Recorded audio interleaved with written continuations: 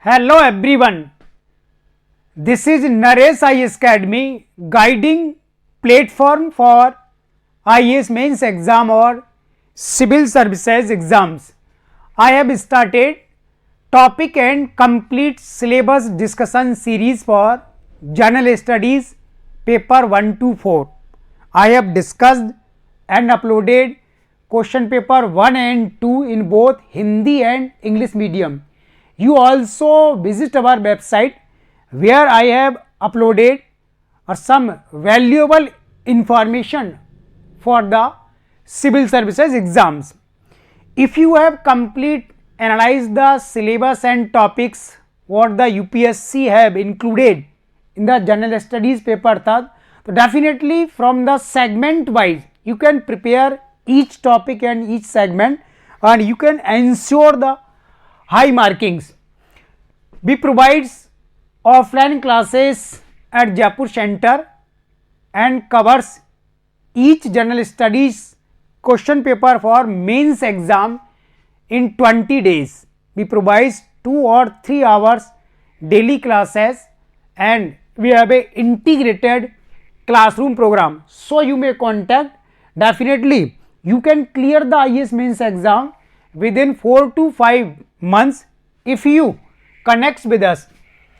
So this is the syllabus and analysis of IAS mains general studies paper 3. You know what is the requirements of UPSC. If you have deeply concerned this, definitely you can mold your preparation and you have know the superficial information about this, so you have to face so many difficulties or challenges. We have classified the syllabus into the various head. One is the important part or the various topic from the Indian economy. The largest segment of the syllabus is economy, mainly includes topics from the Indian economy and their relative position when we compare these topics with the global economy. And second segment is science and technology. Science and technology.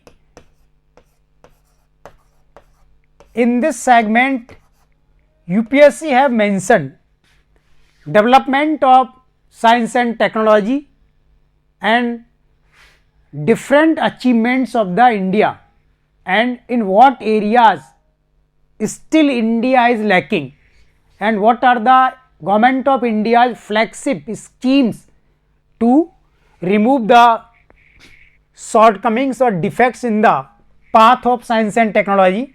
So various topics have been included in this. And the next segment is internal security. Internal security, an important topic.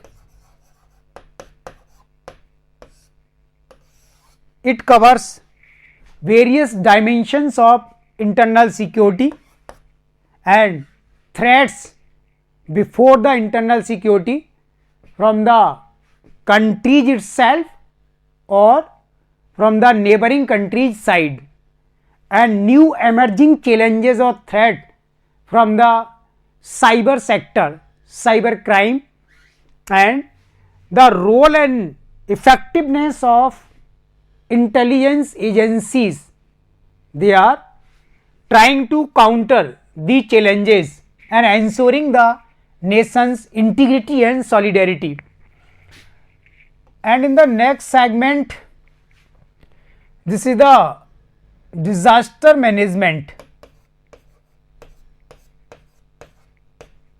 Disaster management, so many questions UPSC have asked in the previous year question papers. You must start to observe or oversee the previous year question paper. Through the question paper you can guide yourself, and through the question paper you can exactly understand what is the requirements. So definitely this is a good practice. Immediately you should start this. And in the last, there are some environmental issues. UPSC have required the environmental and ecological issues, in which we have to discuss the developmental schemes like the coal minings, and the coal minings, what kind of adverse impacts have created over the ecology or the environment of country, and how the government of India is mobilizing the different kinds of resources, and what kind of direction have been adopted for the development of different kinds of resources and their relationship between the environment ecology. So this is the complete syllabus of General Studies paper 3rd. Now I should start to explain in detail the each segment. The first we will start from the Indian economy section. The various topics from the Indian economy.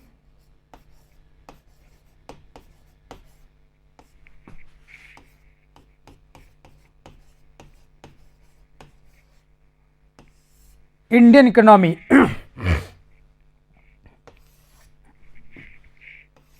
There are around 14 topics mentioned by UPSC in General Studies paper 3rd. The first topic is issues related to the planning. The first topic, issues related to the plannings.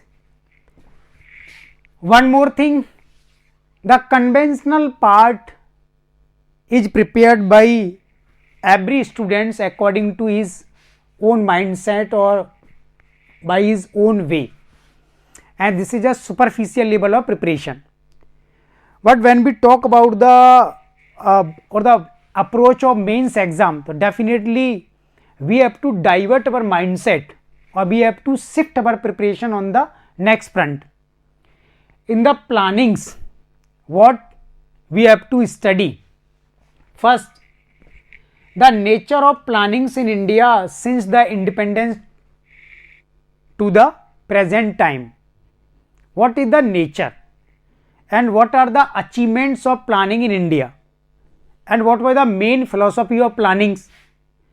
Then second is, before the 2017, India adopted 5-year plans for the socio-economic development of country, and the 5-year plans are framed or implemented by the Planning Commission and National Development Council NDC. But now Planning Commission and NDC both have repealed or deleted, and they have replaced by the Niti Aayog since 2015. Why the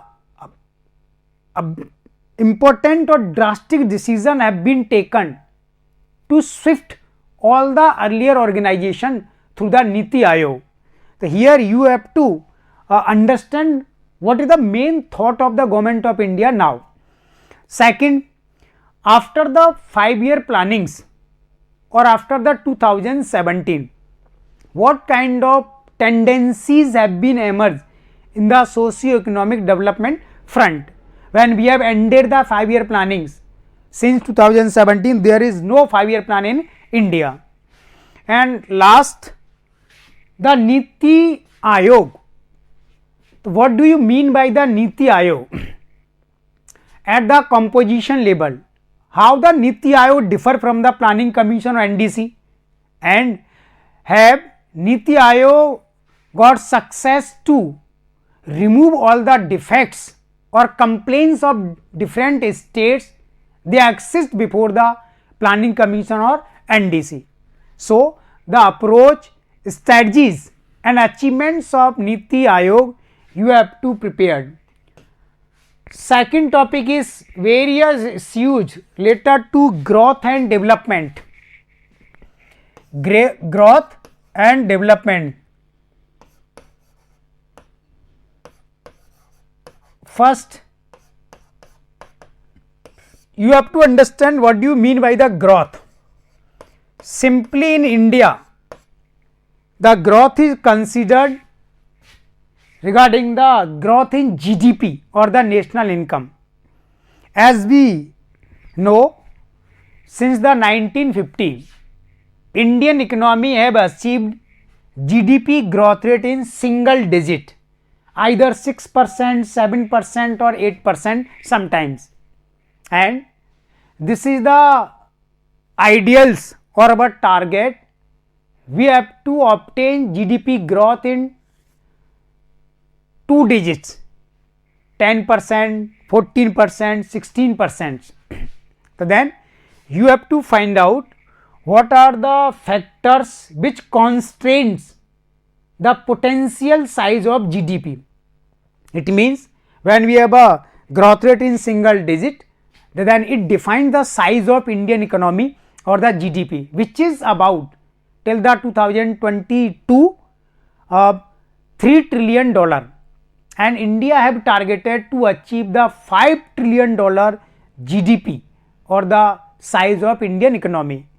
So then this is called the potential GDP.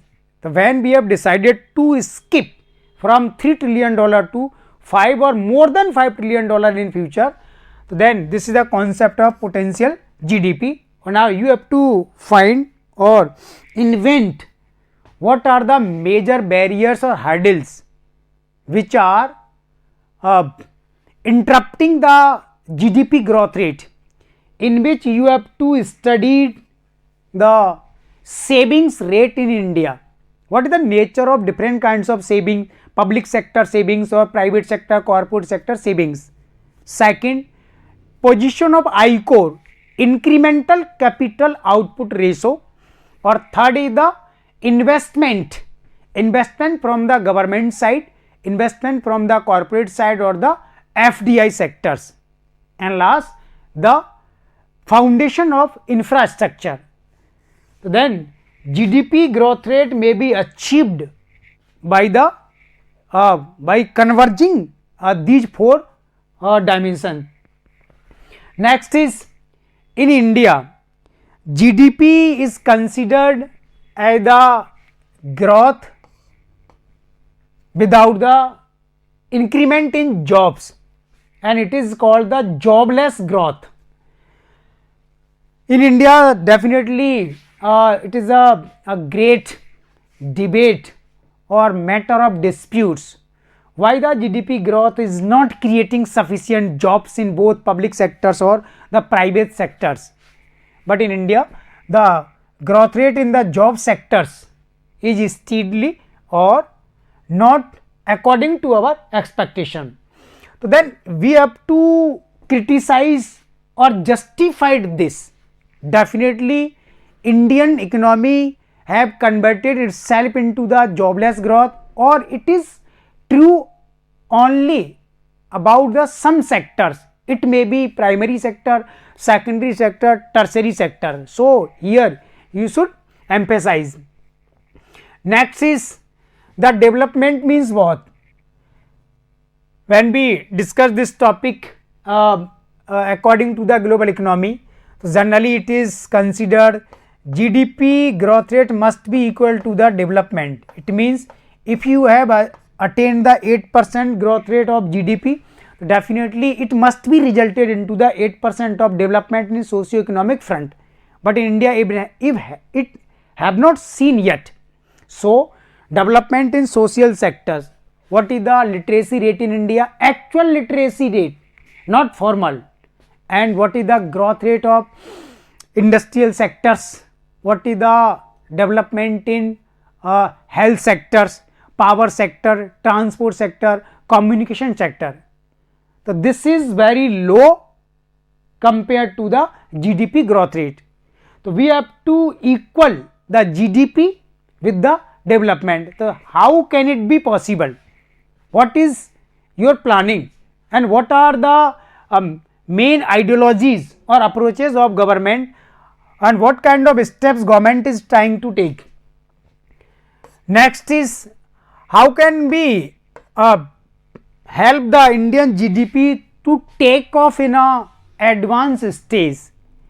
For this, India is emphasizing over the international trade and commerce.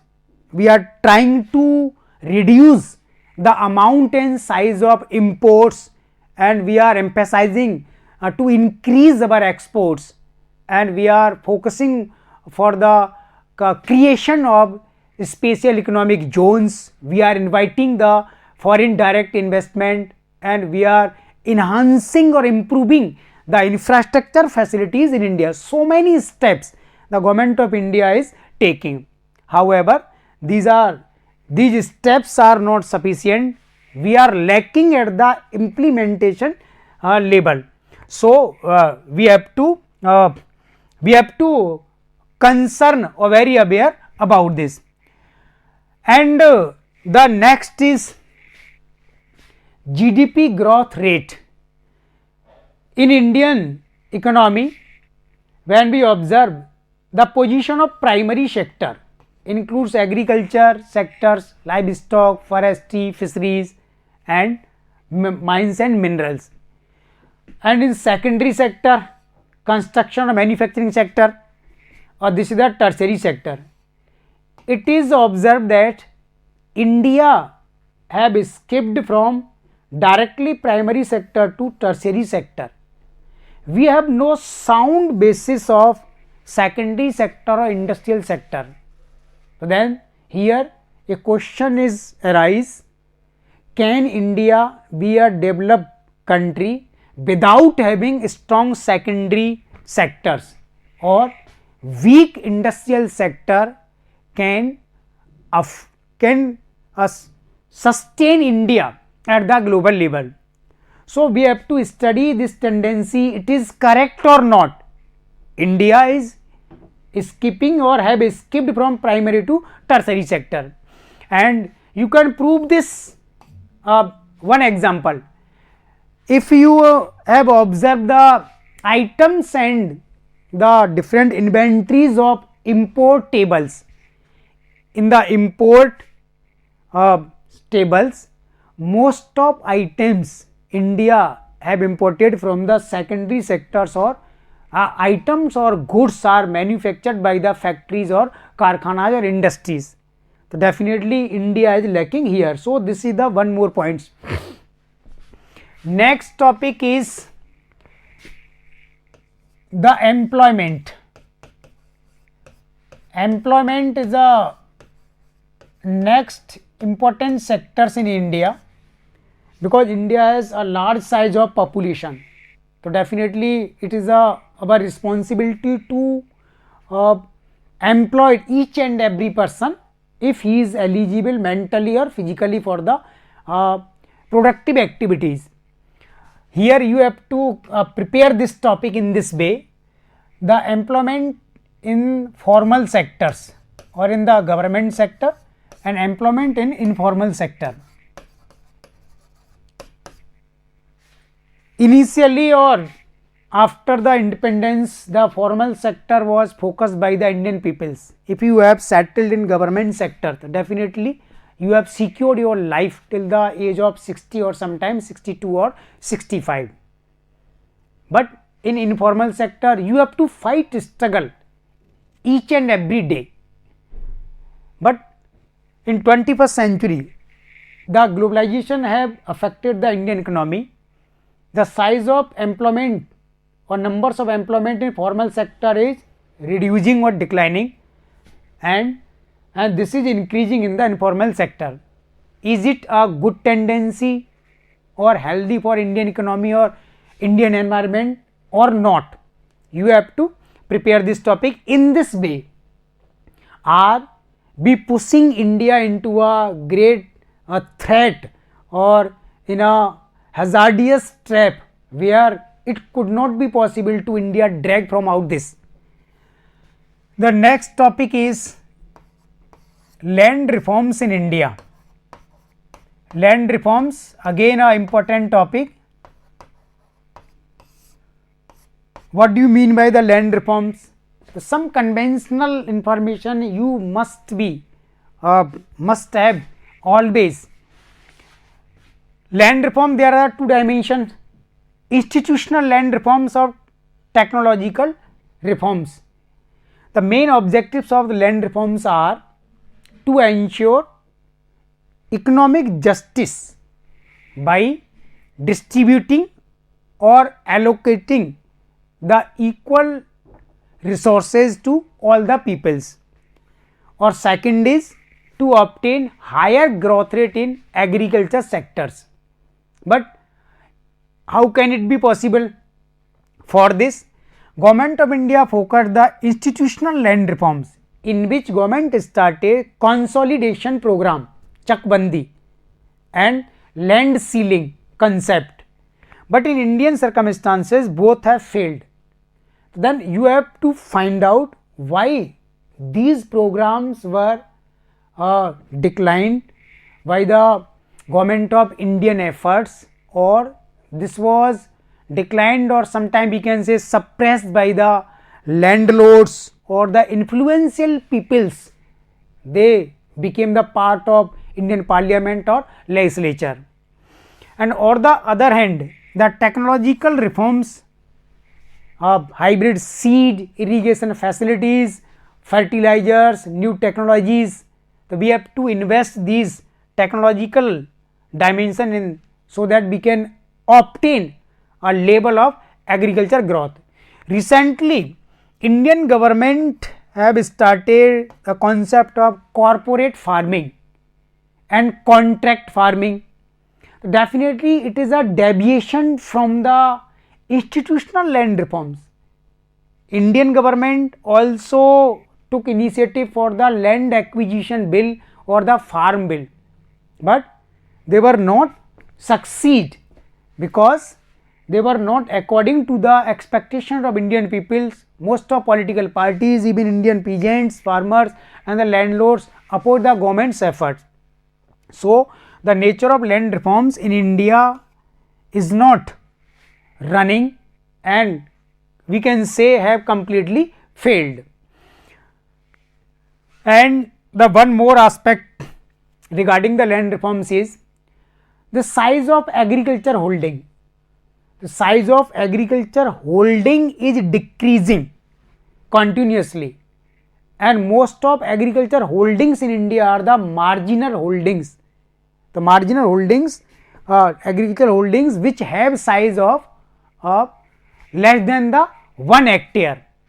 So then here you can see, if the agriculture holding is to a minimum size, so then there is no possibility to apply the advanced technologies. The benefits are taken through the large farms, where we can start the use of hybrid seed, chemical fertilizers, irrigation facilities and the machinery like the tractors. But in the small farms marginal holding it is not possible, and marginal holdings not only creating the different problems among the Indian society or among the communities, but also they are reducing the production or productivity levels. So we have to consider how can we stop the fragmentation or reducing size of the agriculture holding. This is more one important question, UPSC have asked so many times question here. Land reform. Next is the infrastructure facility. Infrastructure, this includes various dimensions like the road infrastructure, connectivity, the communication sectors, financial services including banking, insurance, financial institutions and the power sector mainly. Then in this topic you have to study the present scenario of transport in India. Rail and road network, these are two main components of transport infrastructure. According to Indian economy, the position of rail and road connectivity is not appropriate. So we have to enhance these facilities. For this we have to start the new national highways, the new networks of the railway, and we have to start the bullet trains also. So then the question is, can India be assured to achieve higher level of growth of GDP by improving the road connectivity or rail connectivity? So here you have to point out and think, how can it be a engine of growth of Indian economy? Second, the financial services. Banking sector must be strong, and banking sector should diversify its services, and the loan level facilities, financing facilities must be at the cheap rate for primary sector, secondary sector, which are not in India. And last is the power sector, electricity power sector. In this topic you must know what is the difference between demand of countries in power and what is the supply level. Definitely this is the 20 to 25% gap. And next is, how can we ensure the supply of powers for 24 hours 7 in 24 hours, and we have to enhance our grid system, and we have to develop the alternates of the fossil fuel. Most of in India the power is generated through the thermal plants, they are operated by the coals, and the coal plants are not suitable for countries or environment and ecology. So we have to shift towards the solar systems or the wind power and the nuclear power. And what kind of steps government of India is taking, and what are the achievements of India in these sectors. So this is the infrastructure position. And again one more information, when you will start the topic study in details, so again you also diversify the topic within the urban infrastructure and the rural infrastructure. So there is clearly seen a difference, a gap between urban or rural area, or technically this is called the digital divide. So how can we fill this gap or digital divide? So what do you mean by the digital divide? And to provide the basic facilities in rural areas, we can minimize or sometimes stop the migration from rural area to the urban areas, because this is creating excess load of population over the urbans or the metro cities. So government of India have started both smart cities or the smart village concept. So smart village or smart cities concept you must study or prepare in details. Next is the investment models in India. Investment models. In this topic you must discuss, there are the three investment model. Initially the public investment model was the suitable or more trustful. Investment from the private sectors or the foreign direct investment was not affordable, acceptable by the Indians. But now this is the investment model from the government side or public sectors. Second is the FDI, or third is the FPI, foreign portfolio investment. And the fourth, a new dimension have been started. This is the PPP model, private public partnership model, in which we are combining the features of all the corporate sectors efficiency or the public sectors demand. And in what areas government of India have started the PPP model? For the construction of schools, colleges, hospitals and other buildings, and the ports in the India, the coastal regions, seaports have been developed by the PPP model. FDI, what do you mean by FDI? What is the size of FDI in India? How India is lacking to attract more FDI than the China, and what are the impact of FDI? Why FDI is more suitable than the FPI? These are the investment model, and you have to study details. All the models have their pros and cons, positive and negative aspect, and you should note down these. Next is the agriculture sector. in the agriculture sector, first you have to study the crop patterns in India. So there are mainly 3 crop pattern in India: rice and wheat system, food grain, cash crops and millet, jowar and bajra, millet. Conventionally, India have emphasized over the rice and wheat system, because rice is the chief grains of India, as consumed by the maximum population or produced at the large geographical area. Wheat is the second consumable food grains. But recently it has seen the rice and wheat system have become a curse for the Indian economy. Then you have to find out why we are saying the rice and wheat system is not appropriate for India. But on the other hand, we have a large size of population, that definitely we have to ensure a specific amount or percentage of rice and wheat. What are the positive or negative aspect of the food grains, the rice and wheat system? Second, the millets. When Government of India had emphasized either over the rice and wheat system or the cash crops, through the cash crop, Government of India can obtain the foreign currency immediately while selling these crops at the international market. And in this race, we have undermined or neglected the growth of millets. You know, millets are very important for the poor section of Indian societies or major part of the Indian society. So recently, what kind of challenges we have to face, like the problems of malnutrition and the starvation. So millets have played important role before the independence or after the independence, but recently for the last 20 years Government of India have neglected. So we have to again revise our crop pattern policies. Next is the Government of India is emphasizing over the horticulture. Horticulture sometimes is related to the cash crops. And what is the scope of horticulture? By the Government of India have introduced National Horticulture Mission. The crop pattern, this is the one topic in agriculture sector. Second is the irrigation facilities. Irrigation. So you have to update your information. What is the organizational data of the irrigation in India at the total agriculture land? The irrigation facilities are limited and they are less than the agriculture sectors.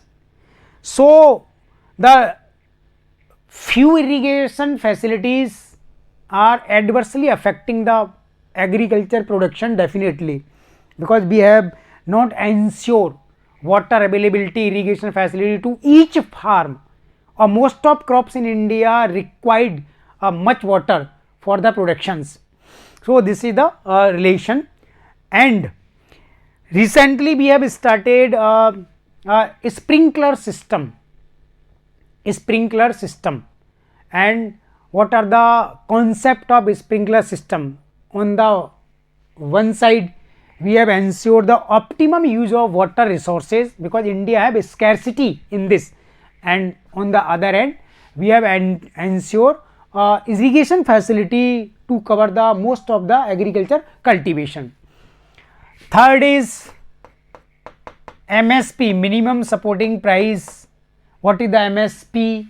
Why MSP is considered insurance to the various agriculture crops? And you must know all the crops are not covered by the MSP. Why Government of India have determined to rationalize the MSP?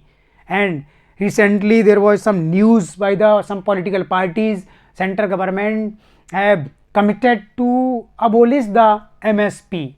So what is the various dimensions of MSP we have to prepare. And secondly, the subsidy. You know, subsidy has become important financial burden over the government, and it is considered sometimes the non-developmental expenditure. Government includes the subsidy in this tables. Government have rationalized this, and subsidy is shifted to direct benefit transfers. So why the Government of India is shifting it is only a matter of corruption or leakage. The subsidy is not directly reaching to the needy persons. There are the chain of mediators between government and the needy person. Or second, the international pressure from the WTO, the World Trade Organization, or other agencies. Each and every developed or developing countries have bound to provide specific subsidies to their farms and the peasants. So, India is violating the provisions of international agencies. So, you must know what are the provisions of international agencies, and if India repeal the subsidies, concept of subsidy, what kind of negative impact could be seen over the agriculture sector. And next is the price of the agriculture produce, what kind of mechanism government of India have started, the e-mandi, e-markets or auction systems, the existing mandi system or agriculture market system government have rationalized and integrated through the IT services, cooperative committees, cooperative societies, they have brought under the regulation of Reserve Bank of India. So, how the government of India is ensuring the Indian peasants and their agriculture produce must be paid appropriate price, so that they could be inspired for the next time agriculture production, and we have to praise and we have to stop the peasant suicides. So, these are some aspect agriculture sector. Last is the food security. Food security means there are two dimensions. We have to ensure a quantity of food grains to the population of country, and another aspect of this is we have to ensure the quality of all kinds of the food grains. Definitely in some food grains we have secured a safe position, but at the front of quality we are lacking here. Then what do you mean by the food security? How much food security level is required for India, and on what fronts India is facing challenges to ensure the food security. If we have a sufficient food security, so can we declare India a country without problems of starvation, and there is no beggar system in India, and there is no matter of malnutrition. This is the another aspect. So, you have to compare this. Or last is the food processing sectors in India. The food processing sectors. In the previous year, last 7 or 8 years, if you have seen the question paper, so then this topic is UPSC given priority, food processing industries. Why the topic is more important?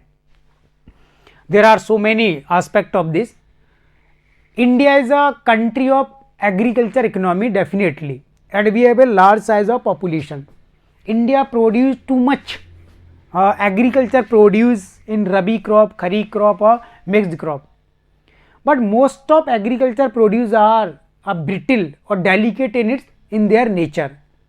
Then through the food processing, by using the advanced or modern technology or practices, we can increase the durability of the agriculture produce. And recently it has seen, in the absence of a lack of food processing, Indian peasants are bound to sell their produce at the cheapest price, and they have to afford loss. So, the one concept of food processing is to secure the durability of the agriculture produce like the vegetables and fruits. Second is to ensure a sufficient price mechanism for the Indian peasants. Or third is through the food processing we can increase our export size. There are so many items of the primary sectors are needed or demanded by the global economies, and through the food processing we can ensure this, or we can earn foreign currency.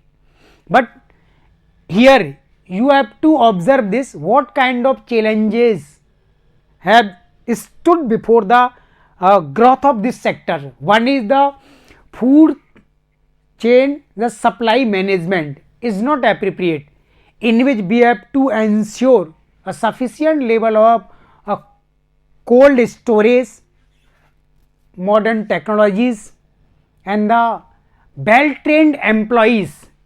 Packaging industry in India is not good, and the transport interconnectivity, the transport facilities interconnectivity is required for this, because we have to collect these food items from the remote areas, or definitely we have to supply them as a major center where these things are processed. So, different kinds of challenges and what achievements have India in food processing sector, and why we are saying the only sector, food processing, can ensure the safer position of agriculture sector for the peasants, for the export side, or overall the Indian economy. So, these are some topics you have to prepare from the Indian economy side. And the next is growth of science and technology. This is the second part of the syllabus, science and technology. How should cover the various topics according to syllabus? What I mentioned, first, the growth and development of technology in different fields. We have to trace the development of technology.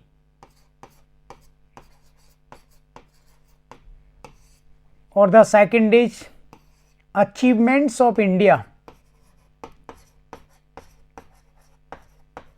Achievements of India in the sphere of technology.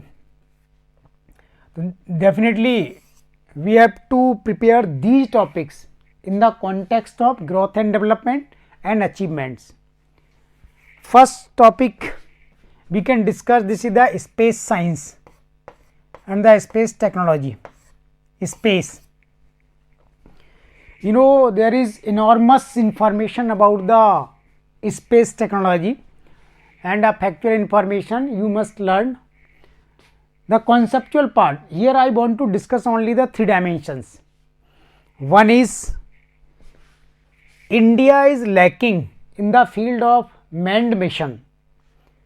Then you have to understand why India have not sent its human space mission, and what is the expectation of different countries or Indian peoples from our government. Then India's manned mission, space mission, what are the targets of government of India, and what is the deadline up to which government is dedicated to complete its manned mission.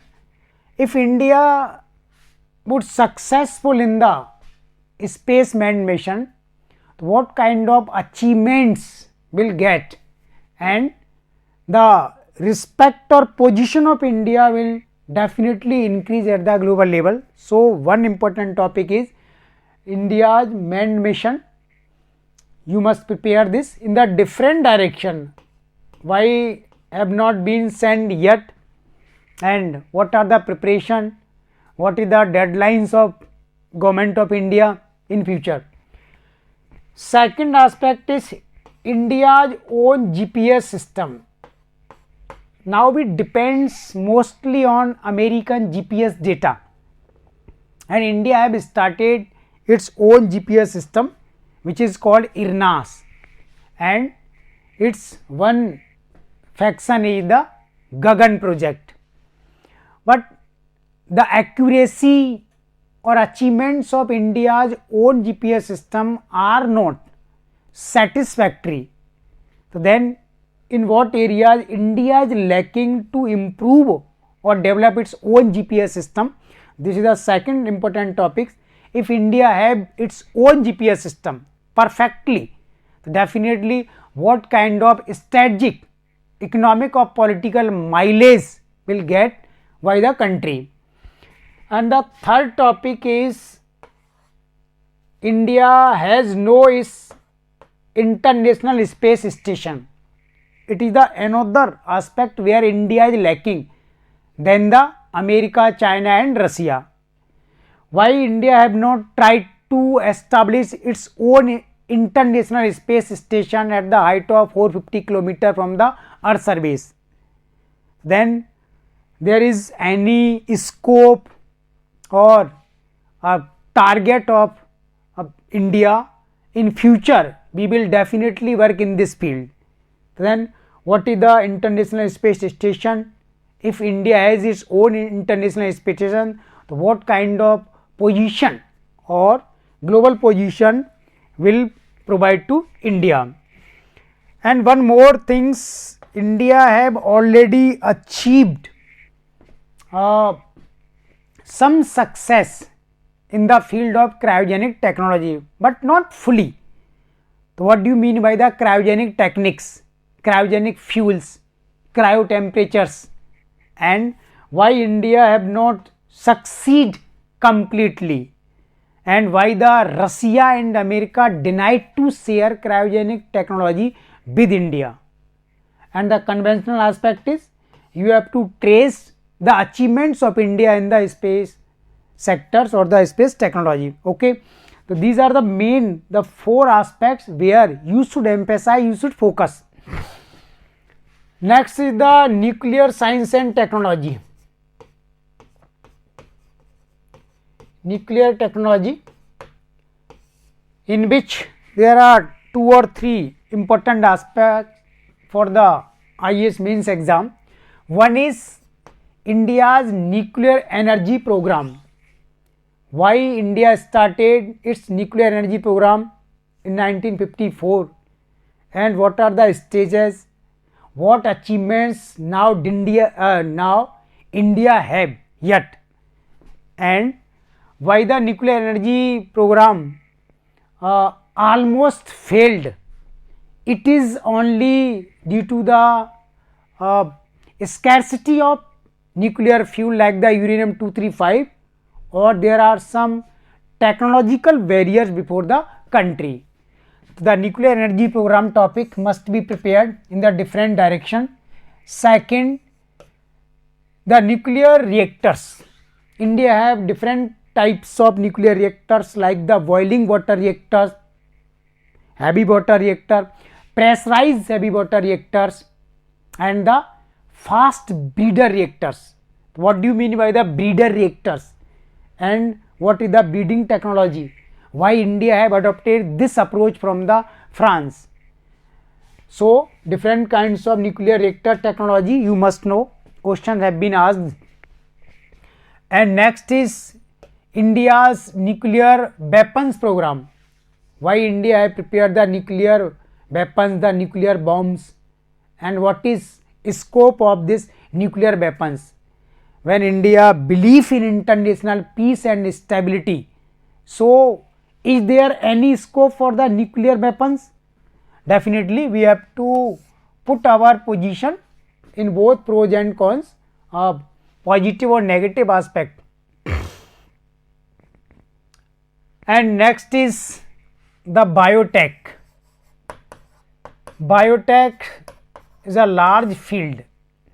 Only one is the use of biotechnology in field of agriculture sector for the hybrid seed or the genetically modified organs or genetically modified products. So then what are the GM seed?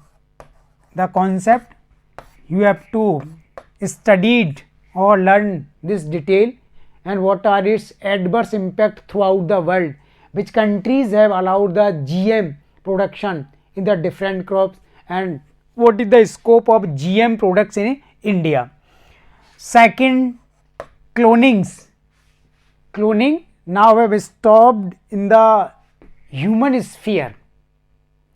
Therapeutic cloning have allowed, but human cloning is banned.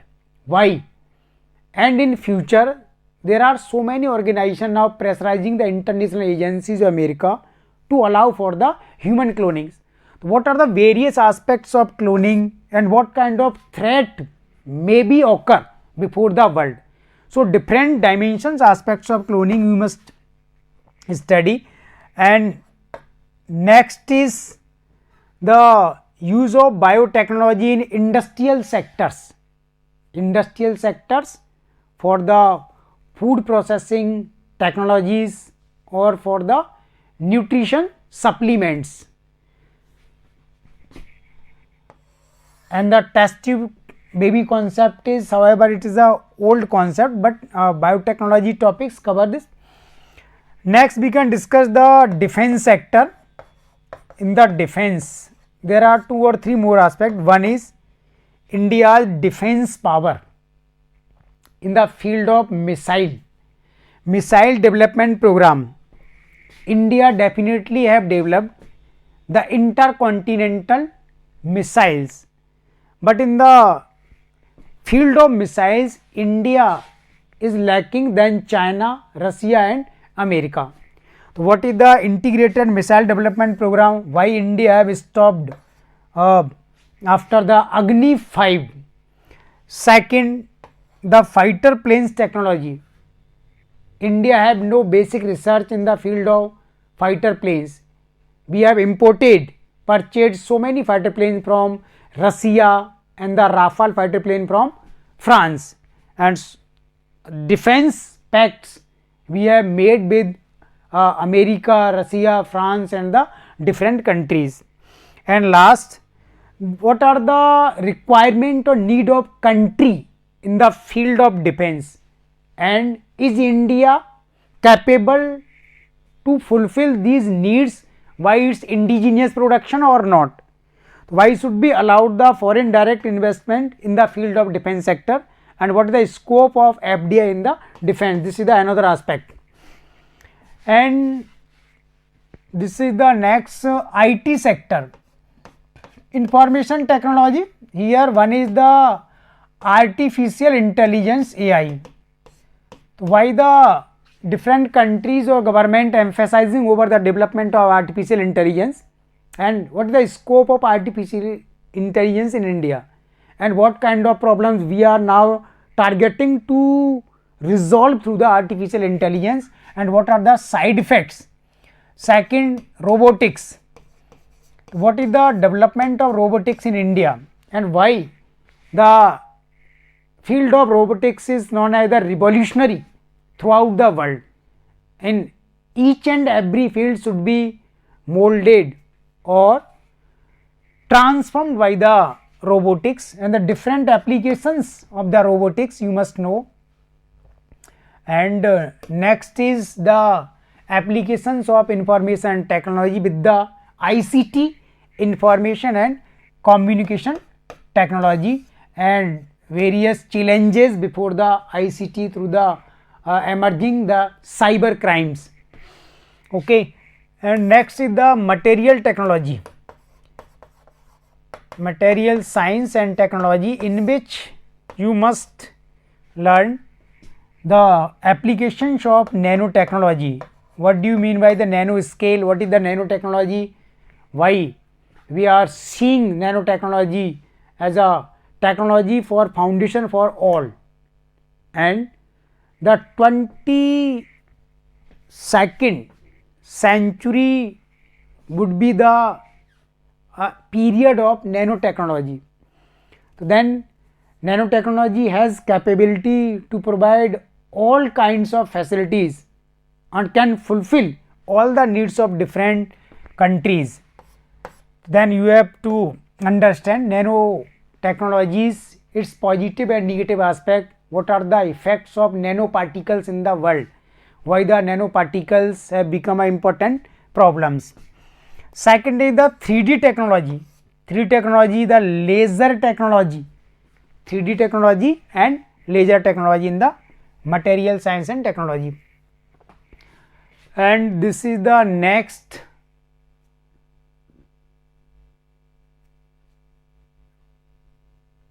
and the new emerging aspect of technologies. India's major defense pact with the different countries, India, US and India, Russia. What is the difference between them? Why India is emphasizing their defense pact with the different countries? So, recently emerging issues, you must update your knowledge through the newspaper and the other field. Next is the internal security. Internal security.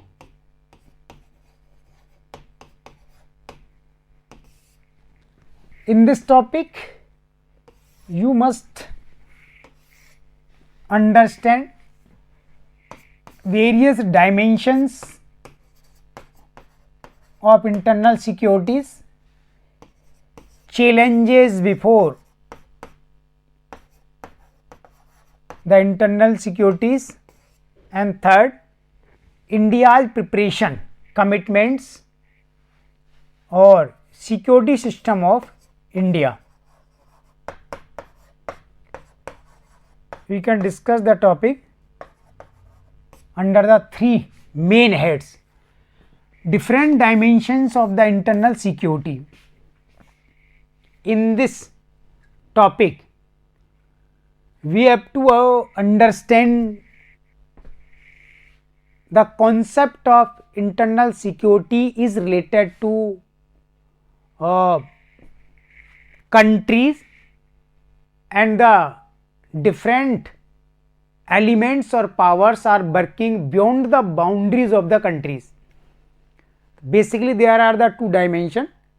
Internal security covers all the concerning issues emerging from within the country's territory, or some issues arose from the outside the countries, and they may be the materials or the threats created by the technologies. Next is the challenges before the internal security, in which first, challenges from the technology side. There is great challenge before the internal security, which is the cyber attacks or the cyber crimes. You have to prepare this topic in the different segments.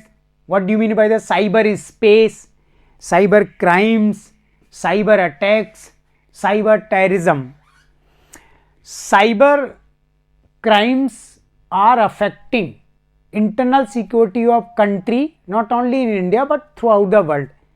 So, this is a great challenge. Why it is a great challenge? You have to drive some points here. Why we are saying this is a great challenge? Second, some challenges are arising within the country.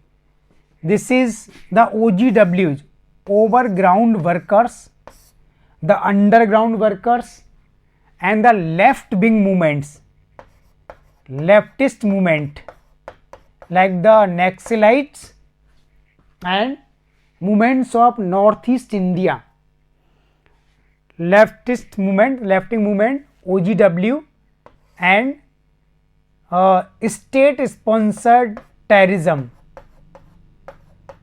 State sponsored terrorism and the anti-national activities include the smuggling and the human trafficking, trafficking in drugs, wines, weapons, wildlife and the females. So, definitely we can trace these are the various challenges before the internal security. Okay. Next is, what is the security system of India?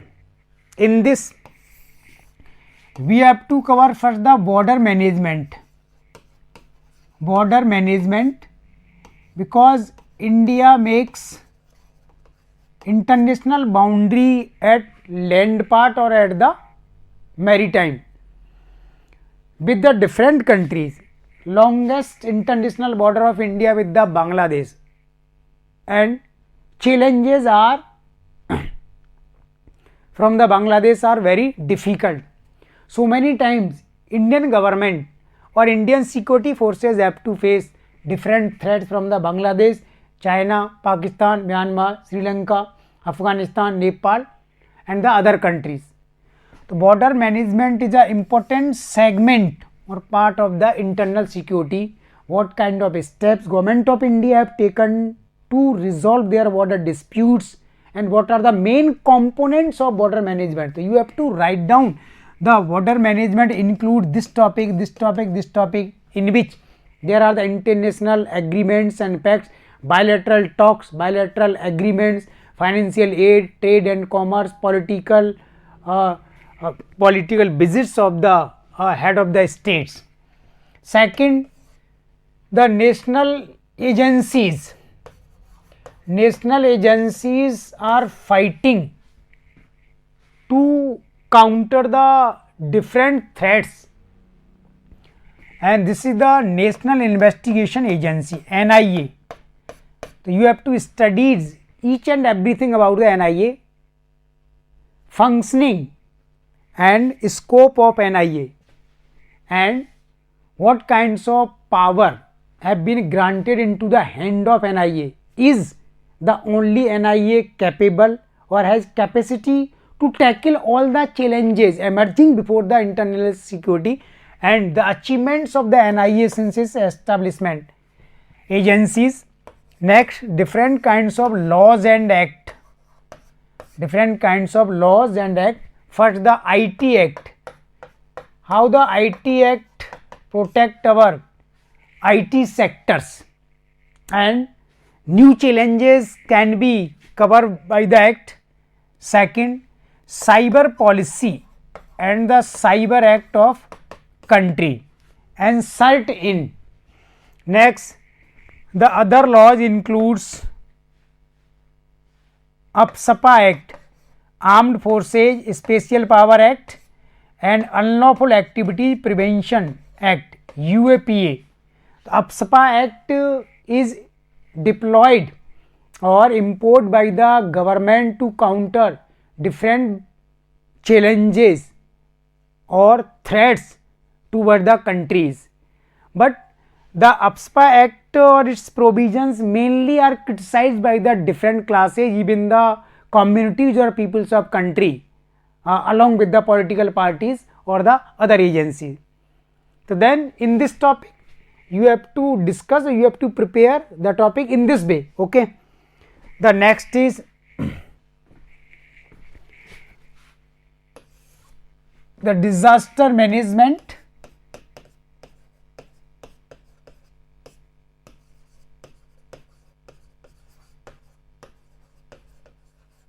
One is second, environmental issues.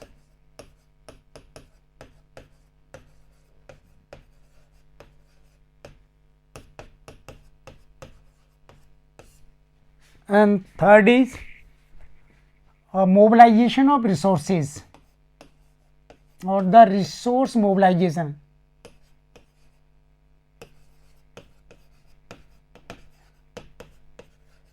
Resource mobilization. Okay. Short topics.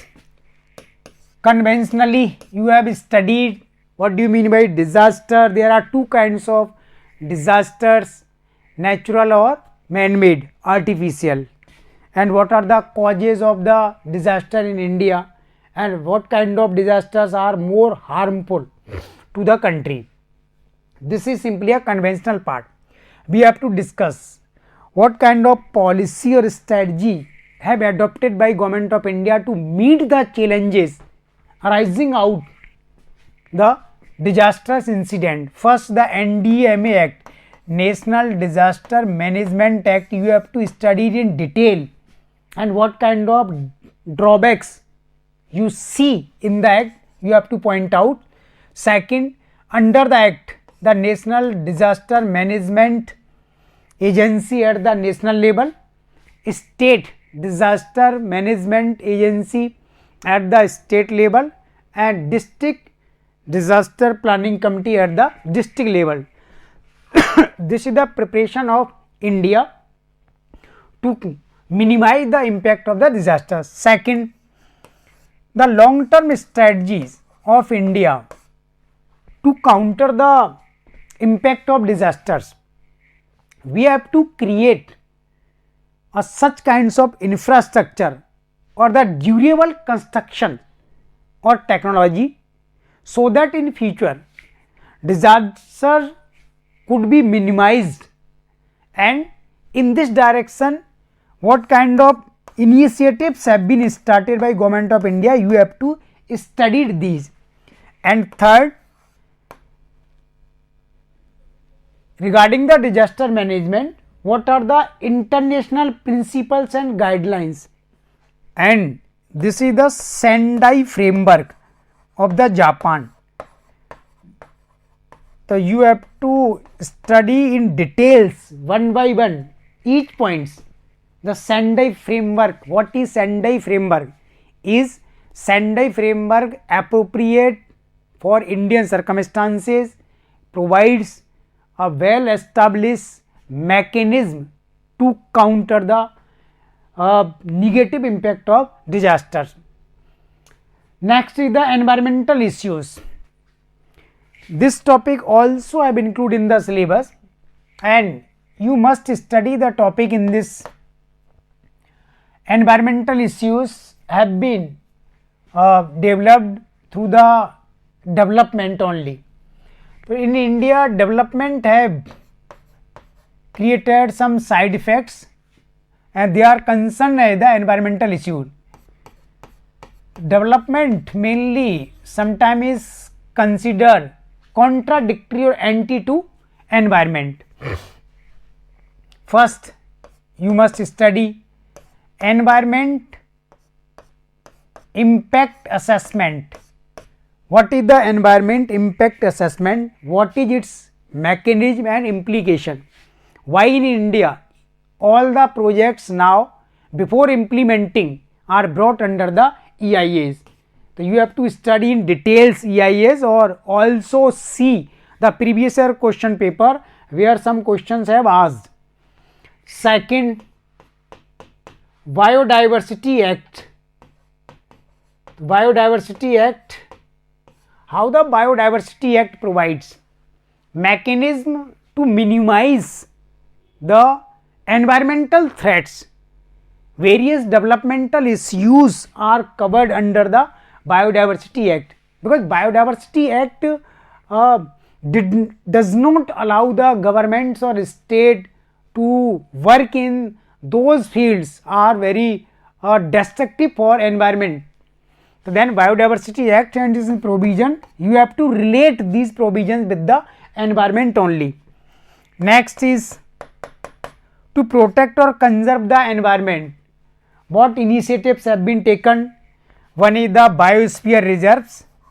India have adopted concept of biosphere reserve for protecting the environment and ecological balance, national parks and the hot spot and wetlands. What are the wetlands? What are the different mechanisms or implications of wetlands? Okay, these are the environmental issues. And next is the resource mobilization. Definitely the mobilization of resources is directly related to the environmental issues. For example, the water running, the river water, fresh water, ocean water and water in the different landforms. Water resource is very important for any country, not only India, but the water resource management or mobilization is creating different kinds of adverse impact over environment, human society. For example, India have made so many big dams, and where country have started the hydroelectric projects, hydropower projects, and now the big dams have become a important challenge or threat to the environment and the wildlife. So what should be the appropriate strategy for the utilization of waters? to counter or minimize impact of big dams over the country or environment, the new concept have started regarding the river is the run of the river water. So what do you mean by run of the river water? The UPSC have asked question, the run of the river water. So then the running water of river is used directly for the electricity producing, and there is no need to first store the water in a big dams. Definitely minimize the threat just like a earthquake, and to cover the large area of wildlife or the agricultural land, and the village displacement is another threat of the water resource. Next is the coal minings. Coal is important source for the power generation. Most of energy or electricity is based upon the coal, and the coal technology is used in the thermal plants. But the coal projects, thermal plants are creating the air pollution too much. Different kinds of greenhouse gases are increasing, and on the another side, now we have to face challenge as a lower quality of air. The air quality index in different cities or metro cities in India have declined, and it has become harmful to the human health and throughout the environment. So how should we manage our coal minings? We have to stop or ban the illegal minings. Coal is important, but the technology or mechanism is not suitable. Definitely we have to modernize this. Next is the land resource mobilization of the land resource. Land is important. So we have to manage our land resources for the settlements, agriculture sectors or industrial activities. India have the large size of population, and population is increasing. So we have to estimate how much land be required to fulfill the basic needs of the population, and how much agricultural land must be brought under the crops, and how much land should be reserved for the industrial sectors. So the land resource mobilization is very important. Next is the forest. In India already we are facing crisis from this side, because the forest cover is about 22%, which is less than the 33%. The 33% is a limit. It must be followed by any country in the world, but India is lacking here. The forests are necessary for the climatic cycles, for the human life, wildlife, and to balancing all the environmental factors. So then why India is facing challenges from the deforestation, and is India mentally prepared for the afforestation? What kind of schemes of plans have been launched for this? So then the resource mobilization, or last is the waste management. Waste management have become a important problems, because waste is producing from the different sectors, domestic areas, industries, tertiary sector and the others, and India has no appropriate manner for the decomposition or management of the waste materials. Now it is causing to pollution of land, water, air, and harmful to wildlife and environmental factors. So we have to adopt a proper mechanism for waste management. What kind of strategies or approaches have adopted by the different countries like America, Russia, Japan, Germany? So India should share, and India try to get their technology. So then these are the topics in your syllabus, the general studies paper 3rd and I assure, I hope, if you will prepare these topics between the line, or as I have tried to explain the different approaches, definitely you can ensure the high marks and you can ensure your selection. So then you may contact us or you may connect with us. So definitely I assured you I will complete your general studies, all the 4 papers, essay paper and optional history 5 to 6 months, and you can ensure your final selection